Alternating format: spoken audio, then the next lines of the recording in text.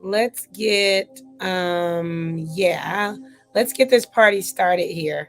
Hey there, because I gotta hit it and quit it really fast, because I have another assignment, but I had to come on this evening just for a few minutes to kind of continue with our conversation. And so, hey, TikTok, what's happening? What's happening, Facebook? What's happening, YouTube? What's going on? It's Apostle Kimberly, and we are continuing in our conversation regarding this whole idea of being the one. I want you to come on tonight, decreeing and declaring that I am the one. Come on, I want you to come on, decreeing and declaring tonight that I am the one, that I am the one, I am the one, I am the one. Hey, Minister Patria, how are you? Gonna see you shortly. Gonna see you shortly. Yes, I am the one. Good evening, good evening, good evening. What is happening, good people? Come on in here now and invite people really, really quick, because we got to do this really, really quick. Okay. We got to do this. We got to hit it fast. We got to hit it fast, and we got to hit it strong. We got to hit it hard. Okay. We got to hit it fast, and we're going to hit it hard. Okay. This is going to be a good one. This is going to be one for the books. This is the continuation of my series that decrees and declares that you are the one. Can you say that I am the one? I am the one. No doubt, no hesitation, no vacillating, no halting between two opinions. I am the one, because God says that I am the one. Hey, Jen. Hey, TikToker. How are you? God bless you. Thank you for being in. Really quick, really quick. Invite somebody in. There you go. I see y'all. Minister Patria says, I am the one. Yes, I can't wait for our time together tonight. Ursula says, I am the one. There's Jules. Come on, decree it and declare it. The faster you guys say it, the quicker I will be able to move on. Okay. I smell smoke. I smell smoke tonight. And we getting the smoke started here. And then we're gonna just jump over to our Be Bold interview tonight with Minister Patria Brumfield. So I am the one. Y'all say it. Y'all say it. You know what they say. Where there is smoke, there is absolutely, positively, 100%. There's some fire somewhere near. Okay. So I am the one. I am the one. Hey, Janice, how are you, sweetheart? Good to see you on. I'm excited. So I am Apostle Kimberly Jones. My husband and I are overseers of For His Glory Global, which is an apostolic ministry, which has been slated to advance the kingdom by raising up and building kingdom leaders. And we love doing all of that, okay? And so you got to follow us, stick close. You'll find out more about what we do. We believe in the power of prayer. We host a 24-hour global prayer room. We have a host of intercessors that come in and pray 30-minute slots in our 24-hour global prayer room. We have a network of leaders that we oversee.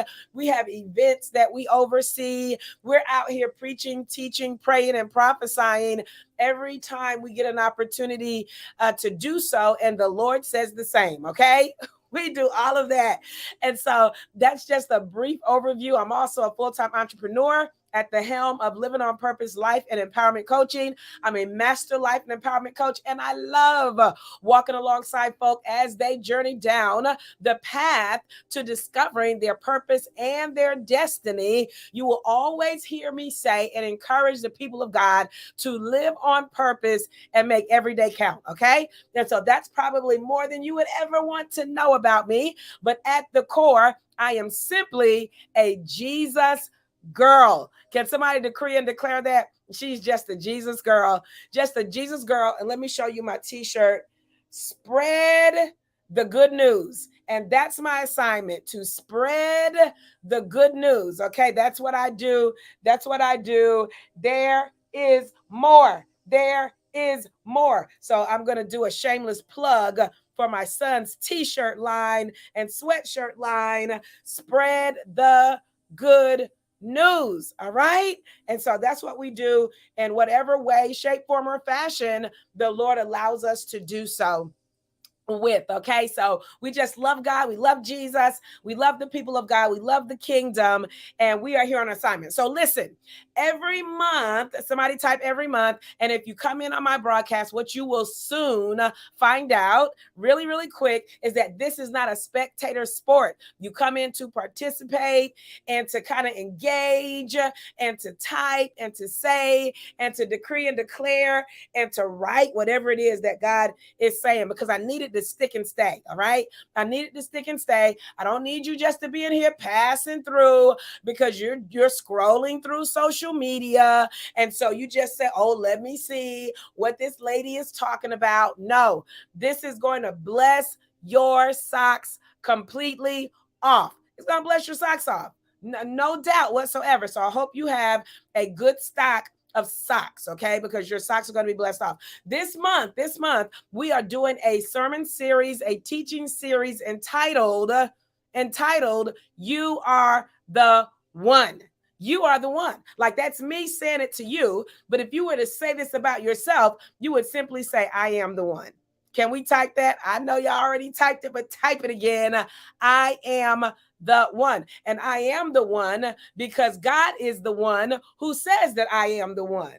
Come on, somebody. I can say that I am the one because our God, who is the one, says that we are the one.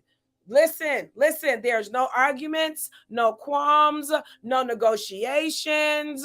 Listen, none of that. It is already settled that you are the one. That part of it is already sealed, signed, and delivered. Now, the part that you may still be trying to work out and work through is accepting the fact that you are the one. All right? Anybody ever had any issues, any problems, any challenges with accepting the fact that you have been called, that you have been chosen, that you have been predestined, that you are God's idea, that he had you on his mind, and he still has you on his mind because he needs you to do something in the earth that has your name on it. Come on, somebody decree and declare, my name is on it. Like, my name is on it. God has assigned it to me and my name is on it. And so that's the part that we sometimes we kind of struggle with, is really embracing and accepting and walking out the fact that we are God's choice. That's all we're saying. All we're saying is that I'm God's choice, that he chose me, that he handpicked me, that he created me and he crafted me, and he brought me into the kingdom for such a time as this right here. Right? Such a time as this. He brought me into the kingdom for such a time as this. Somebody type such a time as this. Okay. So we've been talking about it. Y'all got to go back and watch the replays. There's like three other lives that you really want to really sink your teeth into so that you get the fullness, that you get the whole ball of wax when it comes to what the Lord is saying and what he has been speaking for the month of July. This is the month that has initially crossed us over into the last 6 months of the year, and we ain't playing. Can somebody type that? I ain't playing. Like, I ain't playing. I ain't come to play. I didn't come into the second part of 2023 to play with nobody. Like, I ain't got time to play. Listen, some of you may have lost some time in the first 6 months, but listen, that's old stuff. We're not going to talk about old stuff, okay? We're going to talk about what's in front of us, what's ahead of us, and what God is saying, okay? And so our topic for this month is we are realizing and accepting that we are the one. I am the one. I am the one because the one says that I am the one. So I did not come to play, right, love? Right, Tony? Right? I didn't come to play. I'm here on serious business. Okay, I've been kind of fired up since early this morning. I'm still fired up because God is doing something so truly amazing. So here we go. This is what we're talking about. You are the one, no matter what they say. Oh my goodness. Oh, I'm starting stuff. Listen, you are the one, no matter what they say. Can somebody type that? No matter what they say, I am the one. Oh, let's dig into this. It's going to be good. I am the one, no matter what they say, no matter what the people say, I still am the one. All right. So listen, we're going to talk about a story in First Samuel. We're going to kind of span across First Samuel chapter 8 and First Samuel chapter 9, and we may go a little further than that, but that's going to be the basis of our quick chat on tonight. Okay, that's going to be the basis of our chat on tonight. So write it: First Samuel, the 8th chapter. First Samuel, the 9th chapter. If you look in the 8th chapter of First Samuel, you will find the details of the nation or the children of Israel crying out for a king. Y'all remember that? Crying out for a king. They had Samuel, who was the prophetic voice of that hour. Remember, Samuel was the one that was in that position of leadership or authority at that time. And Samuel was growing old. Samuel was growing old. And the people noticed that. And they also noticed that Samuel's sons were not following in his way. And so they looked at Samuel's son. Y'all, I'm just getting you caught up, okay? They looked at Samuel's sons. They said, oh my goodness, this isn't going to work. Samuel, he's good, but what's coming in his footsteps is just not going to work. And so the children of Israel began to look for their own solution. Oh my goodness. They began to look for their own solution. They didn't turn to God. They needed a solution. So what did they do? They looked at all the nations around them, and they noticed that each nation that was around them had a king. Oh my goodness. Now they had a prophetic voice in Samuel. They had a leader in Samuel. And more importantly, they had a God who never fails. But yet and still, when they took a look at what was going on around them, they decided, we want to do what they're doing. Even though, and this is not even what I'm talking about, but you get this one for free, even though what they had was better than anything, any situation, any setup of all the nations around them. They had God. They were God's chosen people. Oh my goodness. So this is what you get for free. Stop looking at folk that are around you and thinking that the grass is greener on the other side. Hey, Kiana. Hey, April. Good to see you on, Shantae. Blessings, Angela. So glad you guys are on tonight. And so what God is saying right off the bat is, listen, the grass is not necessarily greener on the other side. It may look greener, but it might just be that artificial turf, okay? And so let me tell you, we have the answer for everything. We have the answer because we have the great I am that I am who is on our side. He's on our side. So we don't have anything missing. We don't have anything broken, and we are able to prosper as long as we keep our hand in his hand. We keep our eyes on him because he's not going to lead us wrong. Can somebody decree and declare, God is not going to lead me down a wrong path. He never gets it wrong. He always gets it right. He never makes a mistake about you or I. He is a very intentional God, and everything that he does, including you and me being created in his image and after his likeness, everything he does it on purpose. Come on, somebody. He does it on purpose. He does it on purpose. Come on, somebody. He does not lead us wrong. Come on, somebody decree and declare, God will not lead me down a wrong path. He never gets it wrong. He knows where I'm going. He knows the way that I'm taking. And so I don't have to look for my solutions outside of God. As a matter of fact, there are no solutions outside of God. Oh my goodness, this is going to be good. All right, let me scurry along. And so they wanted a king. And so Samuel went to God, and Samuel's like, God, these people are crying out for a king, right? And God speaks, the Lord speaks to Samuel and says to him, listen, they are not rejecting you. They are rejecting me, okay? They are rejecting me. That I should reign over them. So they want a person in place of God. And so like God does in many of our lives, when we ask for things, come on, sometimes he just moves aside and says, okay, if that's what you want, That's what I'm going to give you. All right. And so they cried out for a king. They cried out for a king. And so he said to Samuel, I just caught this when I was studying. He said to Samuel, now tell them, listen, this is what comes along with getting a king.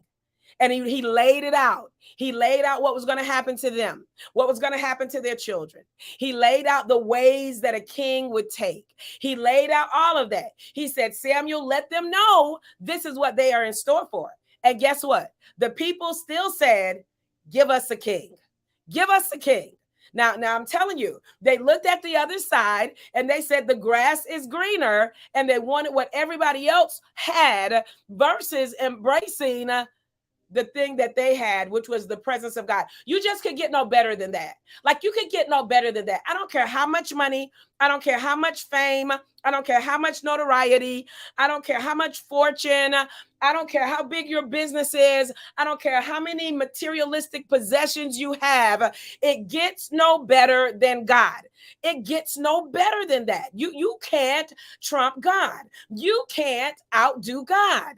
You can't, you just can't do any better than God. But they didn't realize that. And many times we don't realize that because we are looking around us and we are seeing what everybody has, which many times are, smoke screens, right? And mirrors. Many times what you see is just an illusion. What you see is a whole lot of fake and phony stuff, but yet and still you want to shape up your life to be like everybody else's life because you think it's better, when God has already given you the best of him. Oh my goodness. God has already given you the best of him.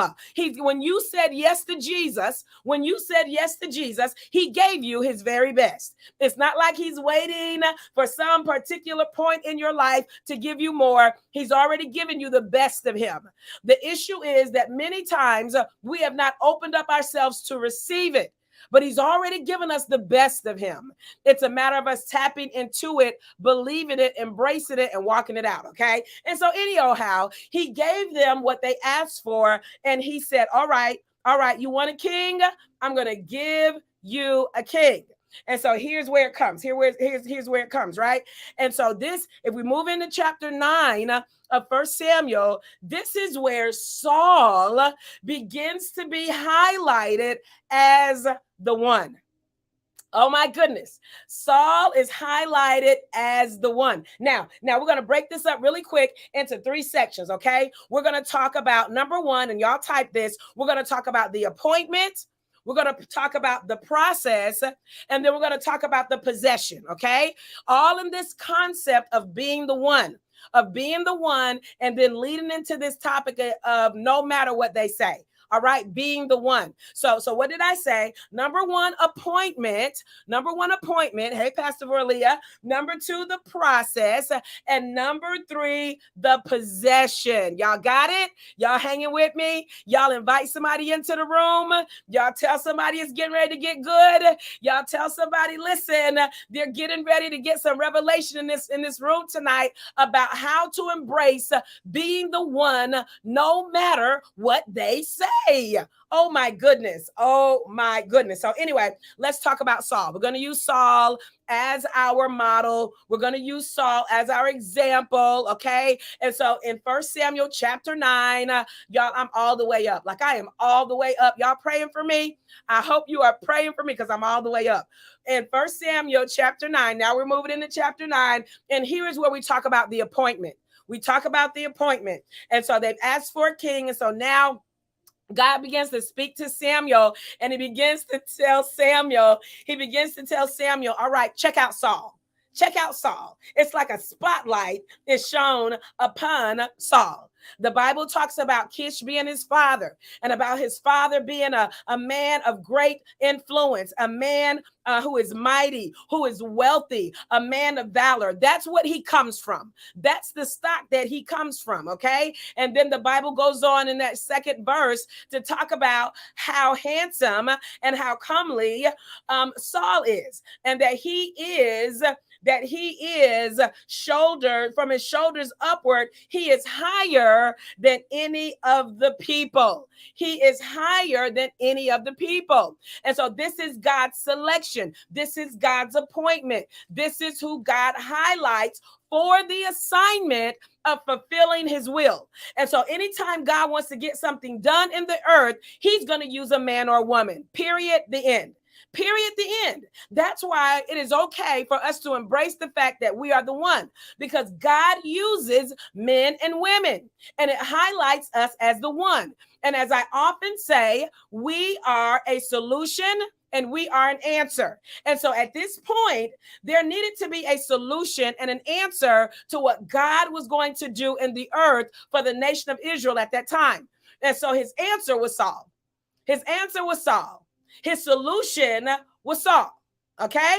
Are y'all with me? And so this is proof right here that God will use me and you to be an answer and a solution in the earth. That when things need to be done, when there are voids, when there is a problem, when there is a dilemma or something that is missing in the earth, what God does is he uses you and me to fulfill his wishes, his will, and his word in the earth. And so we are God's answer. We are his answer wrapped in flesh. Now, if you begin to look at yourself that way, it will change your perspective. You are God's answer wrapped in flesh. You are God's answer. Somebody say it about yourself tonight. I am God's answer. I am God's answer wrapped in flesh. That's who I am. Come on, because if we begin to look at it like that, then we won't live our lives the same way that we've been living. If we begin to look at it like that, we won't get tripped up, we won't be sidetracked, and we won't be distracted by other people's foolishness and even by our own foolishness. When we begin to say, I am God's solution in the earth. He created me on purpose and for purpose to do his will. To do his will. Can y'all accept that? Can you kind of wrap your head around that you are God's answer wrapped in flesh? And that's what Saul was. And so we know the story of Saul, right? And so what happens with the appointment? That's number one, the appointment. He was appointed by God to fulfill a issue of the nation of Israel wanting a king. All right. And there are some things. Listen, the Bible talks about the earth groaning in earnest expectation of the manifestation of the sons of God. That there is a need for the manifestation of the sons of God in the earth, and that the earth is actually an anticipation of us showing up. Come on, somebody. Believe it or not, the earth is an anticipation for us showing up as the one. As the one, okay? So that's talking about the appointment, okay? They asked for a king, and they got Saul, all right? And Saul was God's choice. That's the appointment. And so I want you to simply wrap your mind around the truth of being God's choice. Number two, the process. So the appointment, I want you to get this. The appointment has everything to do with God. That's God's responsibility. The appointment is God's responsibility. Because this is what messes us up, is that we think that we got to put our 2 cents in when it comes to the appointment and who we are. We think that we got to participate in that process. The appointment is totally in the hands of God. Are y'all with me? The appointment, the selection of you is out of your hands and totally in the hands of God. All right? I want you to think about that. Okay. So that's the appointment. Let's look at the process, because here's where you start to get involved. Okay. So in number two, the process, this has to do with partnership between you and God. All right. So the process is you and God. And so when we look at chapter 9, we find this whole process that now Saul is on this wild goose hunt for his father's donkeys, right? Y'all remember that. He's on this hunt for his father's donkeys. And so his father sends him and a servant to go find his donkeys. We're talking about process. We're talking about process now, and this has to be, this is between you and God, okay? So the process of really getting to that place of identifying that you're the one is the process of whatever your life is like, whatever route your life takes, whatever situations have cropped up that has positioned you, because that's what process does, okay? Process positions you. Are y'all getting anything? Are you with me? Did you invite anybody in the room? I want you to type this. Process positions me. Process simply positions me. And so all that stuff that you went through, all that stuff that you thought was the main theme of your life, all of those things that you thought really identified who you are, those things were only to position you. So the process positions you, which is exactly what happened with Saul. So his process was going to look for these donkeys. And then when he went to look for these donkeys, he couldn't find them. And the Bible says that they went through the land of Shalisha. Then they went through the land of Shalem. Then they went through the land of the Benjamites. Then they went through the land of Zuph.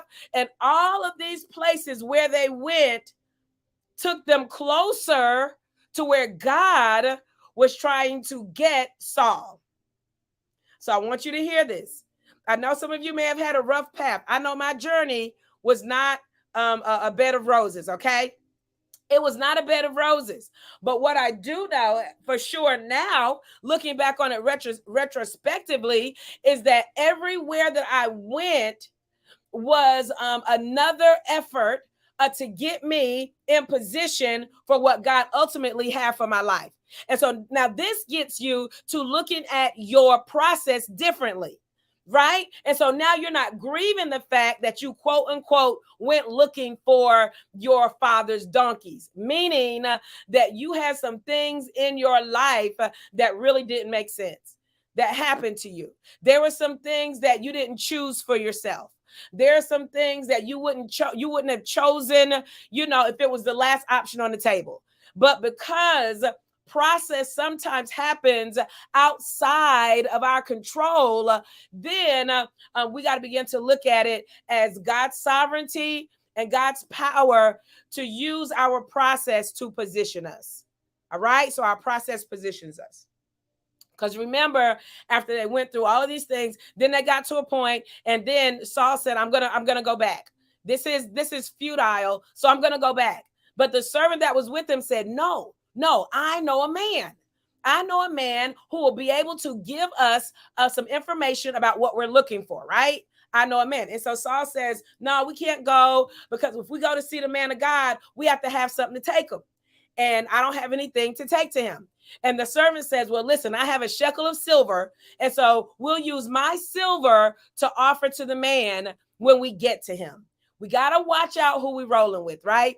We got to be able to walk alongside folk who are willing to invest, Lord have mercy, in our process, in our progression, and in our positioning.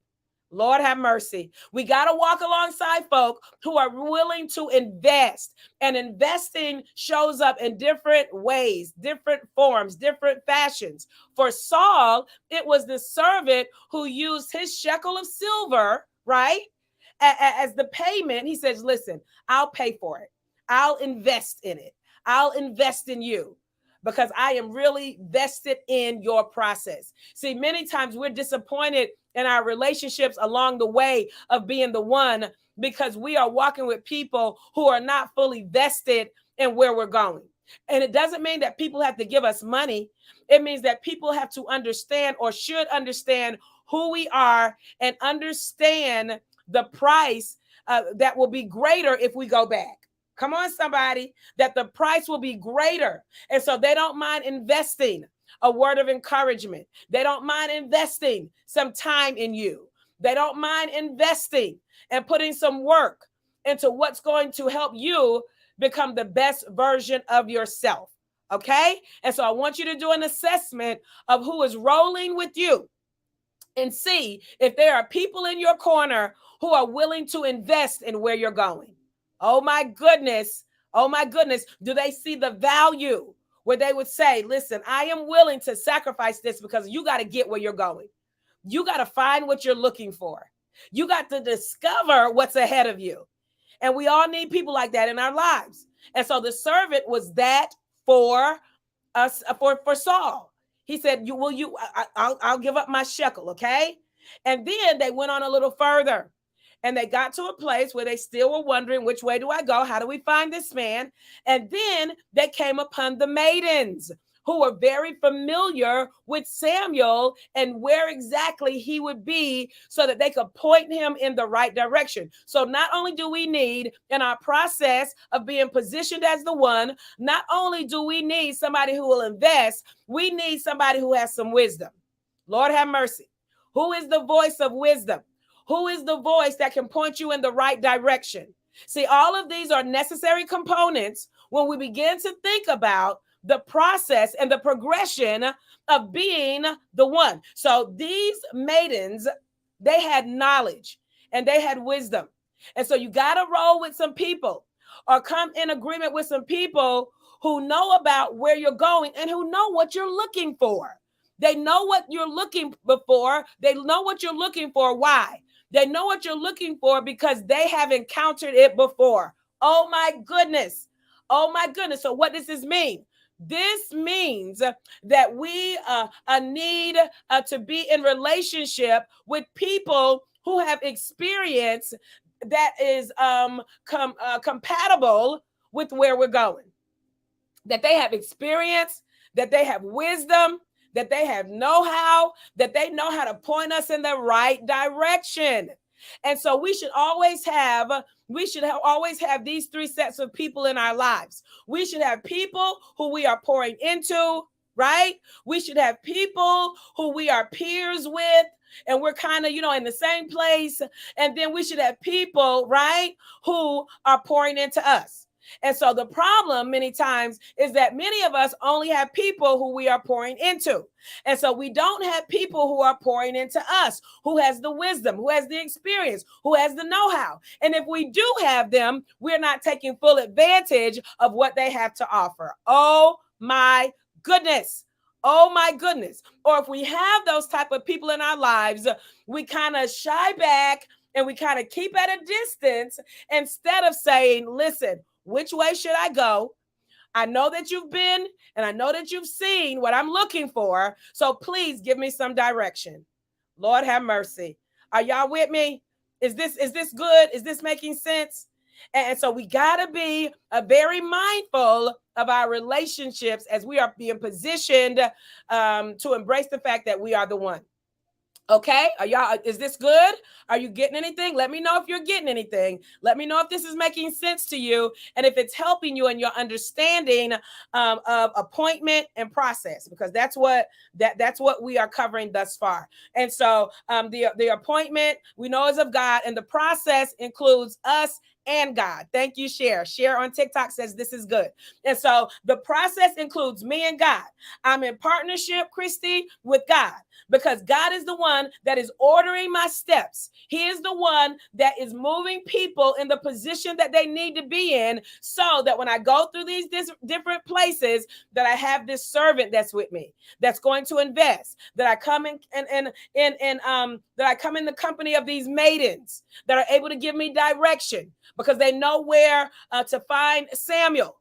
All of this is good stuff, right, Angela? Good stuff. And so we know that Saul goes on, the maidens appoint him to the right place. This is what I love. And so here they encounter Samuel, because the maidens were correct. They knew where to find him, and they pointed Saul and his servant in the right direction. And so if you look at 1 Samuel, the 9th chapter, God has already spoken to Samuel. I love this. God has already spoken to Samuel.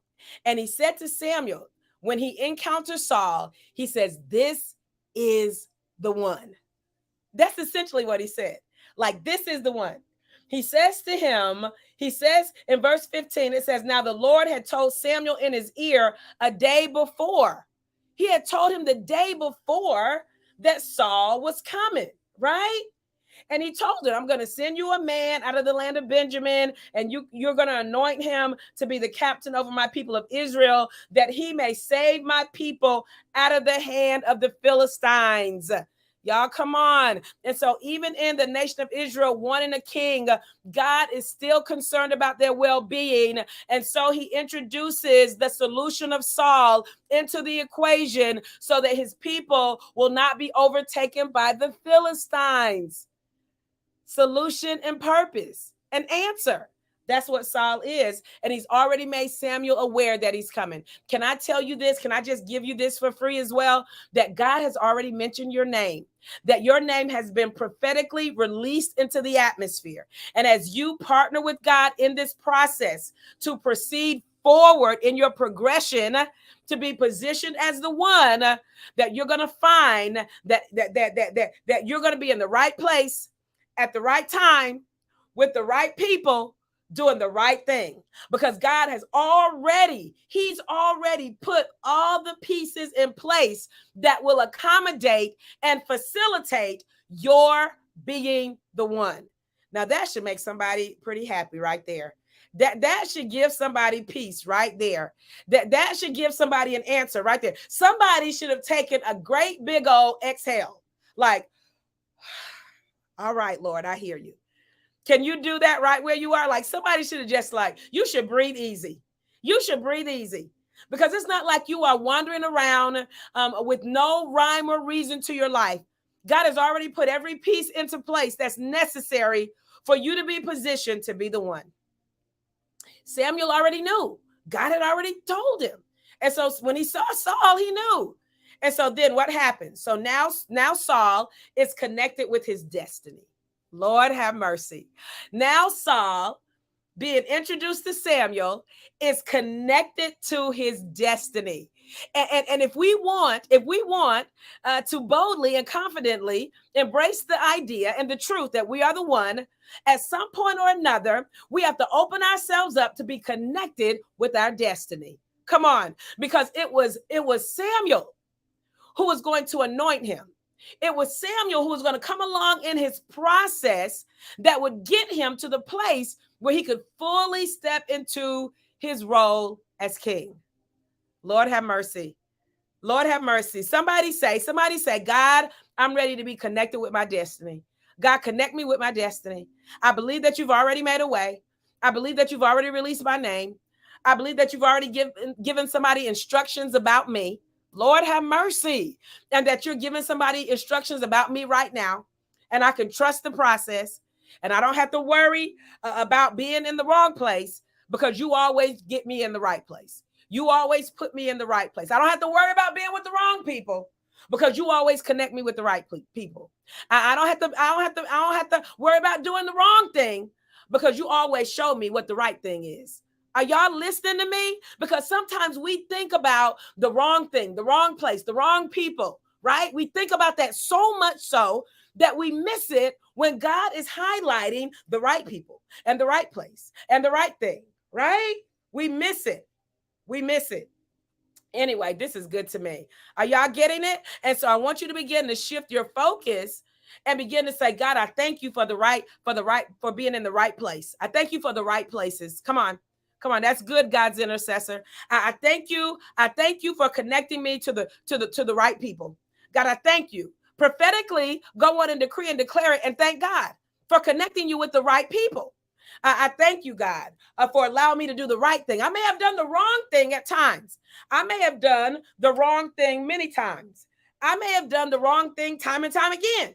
But God, I thank you for allowing me to do the right things, because that's the season that we're operating in. That's why God would make this message loud and clear for you in this juncture in your life, because it's time for you to embrace that you're the one. It's time for you to embrace the fact that you don't always get it wrong, that you don't always mess up, that you don't always miss out, that you are not always left out, that you don't always, make, bad decisions. In this season, we are embracing the fact that God has already made every concession for us. And so we are going to be connected with our destiny, that we're going to have destiny connecting moments, destiny connected encounters, A destiny connected assignments, destiny connected interventions, destiny connected, because God is orchestrating it all. God is orchestrating it all. This is good stuff, y'all. And so he encounters Samuel, and Samuel takes him up to the high place, and Samuel puts him in the position, in the best position, and gives him the best food. He's getting him positioned and used to being in a position of the best. Oh my goodness. Let me tell you, can I prophesy that you're getting ready to enter into your season of best? That this is the season for you of best. This is the season of best. This is the season of best, that I'm going to get the best, that I'm going to get the best treatment, that I'm going to be in the best relationships, that I'm going to get the best assignments, that I'm going to go through the best doors. Come on, that I'm going to have the best opportunities, that I'm going to run the best business, that my marriage is going to be A1. It's going to be the best, that my children are the best. Are y'all listening to me? That God is positioning us. Remember, we're still talking about process. And so God has to change our mindset. Listen, I know you were looking for donkeys, but now I need you to transition your mindset, because this is not an assignment where you can have a donkey searching mindset. You got to come up a little higher. This is not about donkeys. This is about destinies. And so what does God do is he changes our mindset by giving us different experiences to embrace on different levels. So now we have to shift in our mindset, because we can't be in this elevated place. We can't be in this best place thinking about donkeys. Lord, have mercy. Oh, Jesus, that was good right there.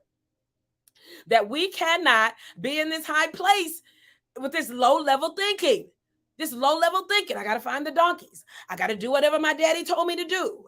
I got to keep on searching. I can't stop until my earthly daddy tells me to stop. No, now we have shifted. Relationships have shifted. And this is the wonderful thing. When Samuel begins to talk and speak into Saul's life, he tells the servant to go away. He says, this isn't for you.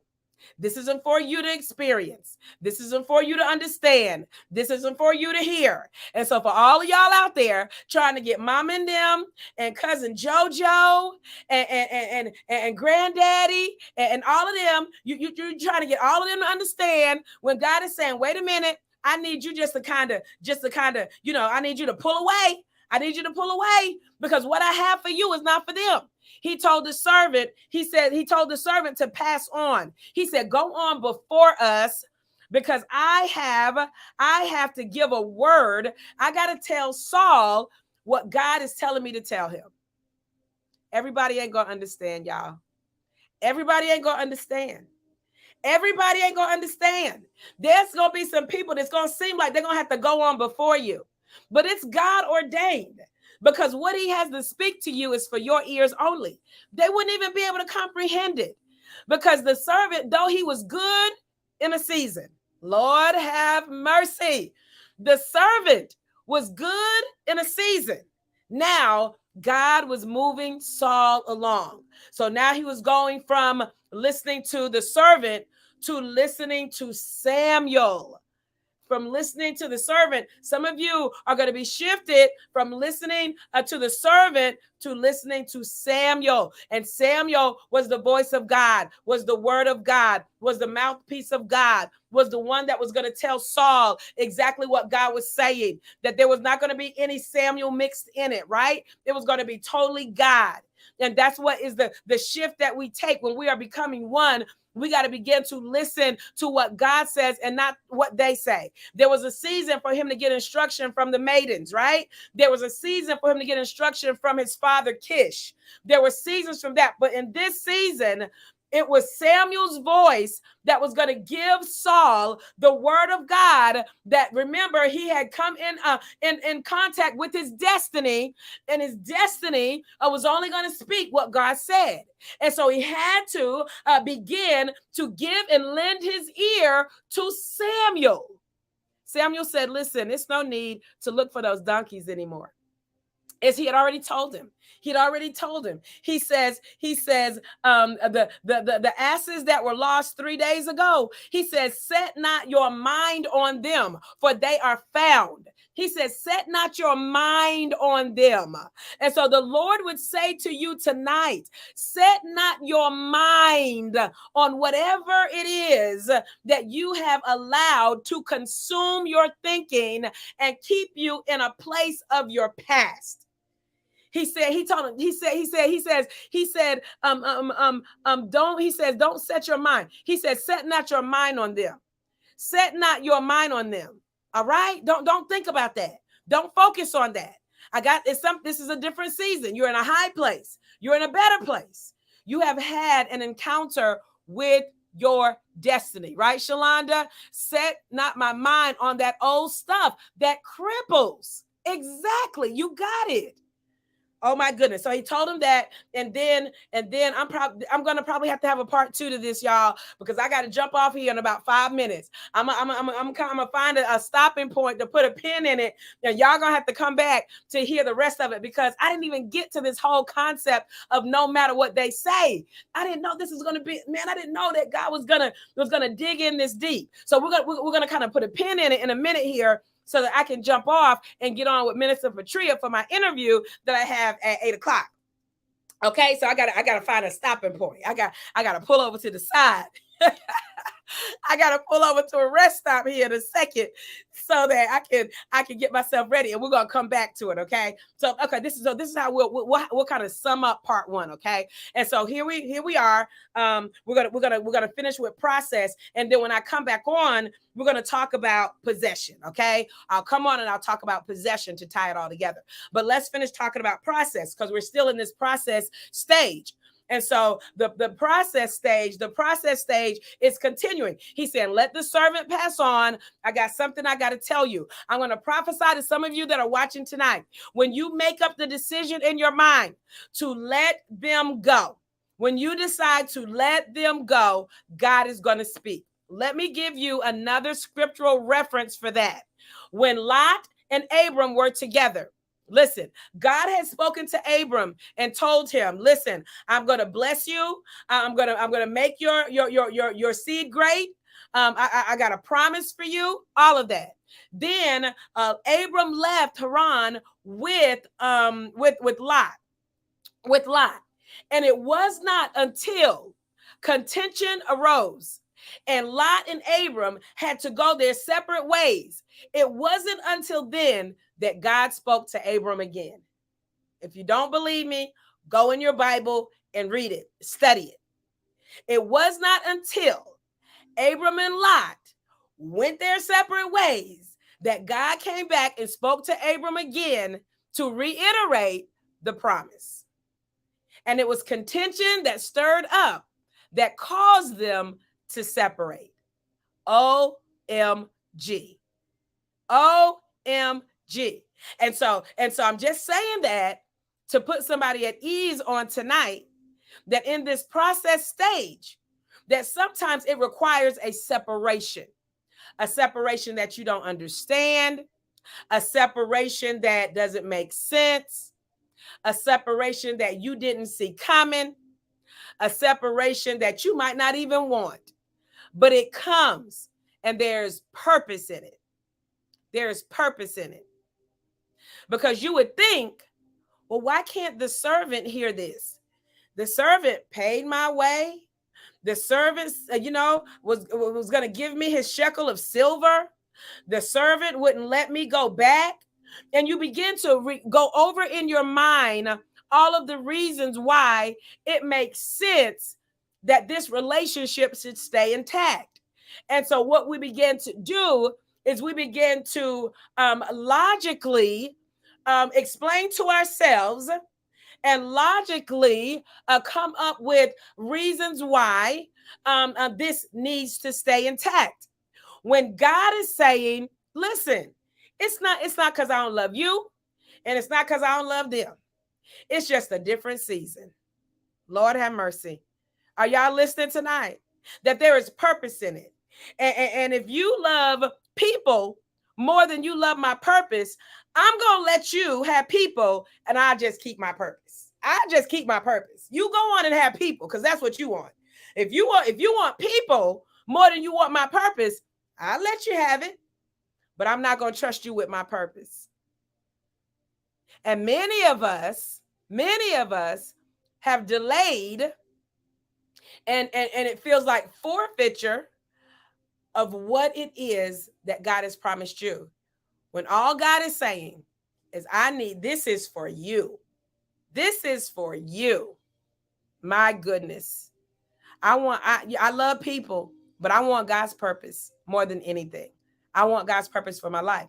And so the servant had to go on. And this is what happens, y'all. Look what happens when the servant moves on. You go into chapter 10. And chapter 10 says, and Samuel took a vial of oil and poured it upon his head and kissed him and said, is it not because the Lord hath anointed thee to be captain over his inheritance? I got to stop right there. I got so much more to share with y'all, but I got to stop right there. Get it though. This is a good place to stop. The Samuel poured the oil once the servant went ahead and he was alone with Saul. Saul was ready. The oil poured, right? The oil poured and he began to seal the anointing. He let the oil pour on his head. He kissed him and he said, is it not because the Lord have anointed thee to be captain over his inheritance? To be captain over his inheritance. God has anointed you to be captain over a portion of his inheritance. For Saul, it meant moving into the position of king. But my question to you is, what does it mean to you? We're talking about process now. We're talking about process. What part of the process that we've talked about tonight do you need to revisit? Do you need to consider as you're moving to a place of possessing this whole promise of being the one? What part do you need to consider? Shalonda says, what does it mean to me? What does it mean to you? What does it mean to you? That's what you need to ask yourself. And so I got to leave y'all right there because I got to go do this other interview. But that's a good place to stop. Well, we're talking about being the one, but I promise you, I'm going to come back and we're going to finish this. So if you are not following me, make sure you follow so that you'll get the notifications when I come back to do part 2, because I promise you, it's even better than part 1. I promise you, because we're going to dig into this thing of why do I get so hung up with people? Why are people my biggest hindrance when it comes to being the one? How does that impact my ability to be able to possess what God has for me? And if y'all are if I don't come back tonight, I'm gonna come back tomorrow. I promise y'all I'm coming back. Because y'all got to hear this. But I got to do this other assignment. And I'm on grandma duty tonight. And so my grandbaby is taking a little bit of a nap. I got to wake her up because Lord knows she's going to have us up all night. And so I got to get her up. I got to do this interview. And we are going to finish. We are putting a pin right here. We're going to finish this at a later time, but make sure you stay connected so that we can finish this, because it's going to be some kind of good. It's going to be some kind of good. Listen, guys, thank you for being on tonight. Listen, if you have the opportunity, find me out here. I'm going to share it out on my page as I speak with Minister Patria Brumfield, who is the visionary of the Be Bold experience that's going to take place next month. And we're going to be talking about what it's going to look like and what God is saying. I am honored to be one of the facilitators of one of the sessions. And so we're going to kind of talk about that. And at the experience, I'll be talking about deliverance. Anybody that knows me knows that I love talking about teaching and facilitating deliverance, because deliverance is a big piece of our embracing the fact that we're the one. As a matter of fact, come on, somebody's going to get delivered from other people. Somebody's going to be delivered from other people once we come back on and talk about this second portion of No Matter What They Say. All right. God bless you. I love you. Thank you all for coming on. And we're going to finish this thing up either later on tonight or maybe tomorrow morning. Okay. Blessings to you.